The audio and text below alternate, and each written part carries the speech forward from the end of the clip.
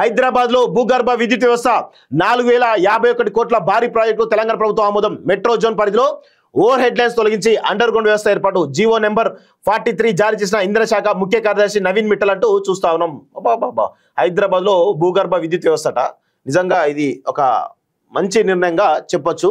So Hyderabad metro zone లో భూగర్భ ఆధారిత విద్యుత్ స్టేషన్ ఏదైతుందో దాన్ని నెలకొల్పడానికి సో మొత్తానికైతే ఒక పెద్ద ప్రాజెక్ట్ కూడా తీసుకున్నట్టు తెలుస్తోంది. హైదరాబాద్ మెట్రో జోన్ లో విద్యుత్ సరఫరా నాణ్యత విశ్వసనీయత పెంచేందుకు ఓవర్ హెడ్ లైన్లను అండర్ గ్రౌండ్ కేబుల్స్ కు మార్చే భారీ ప్రాజెక్టుకు రాష్ట్ర ప్రభుత్వం గ్రీన్ సిగ్నల్ ఇచ్చింది.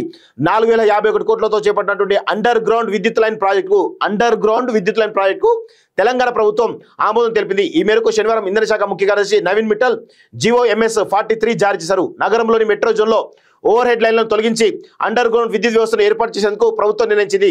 TGSPDCL సమర్పించినటువంటి DPRను పరిశీలించిన తర్వాత Banjara Hills circle, Secunderabad circle, Hyderabad central, south సర్కిల్లోని 33 kV 11 kV LT లైన్లను అండర్ గ్రౌండ్ కేబుల్ వ్యవస్థగా మార్చే పనులకు ప్రభుత్వం అంగీకరించింది. నగరంలో విద్యుత్ పంపిణీ వ్యవస్థను ఆధునీకరించడం, అనుకొని విద్యుత్ కోతలు లేకుండా చూడడం, నిర్వహణ వ్యయాన్ని గణనీయంగా తగ్గించడం, పరిశ్రమలు, IT, వాణిజ్య రంగాలకు మరింత నాణ్యమైన విద్యుత్ సరఫరా అందించడం, పెట్టుబడులకు అనుకూలమైనటువంటి వాతావరణం సృష్టించడం లక్ష్యాలుగా అండర్ గ్రౌండ్ కేబుల్ వ్యవస్థను తీసుకొచ్చినట్టుగా తెలుస్తా ఉంది. సో మొత్తానికైతే 4051 కోట్లతో హైదరాబాద్ లో భూగర్భ విద్యుత్ వ్యవస్థను తీసుకురావడానికి ఈ ప్రభుత్వం ఒక పెద్ద భారీ ప్రాజెక్ట్ అయితే ఆమోదం తెలిపినట్టుగా కనబడుతోంది. ఇది భూగర్భం సంబంధించినటువంటి అంటే భూగర్భం తవ్వేసి దానిలో ఈ కేబుల్స్ అన్నిటి కూడా పంపిస్తూ ఉంటారు.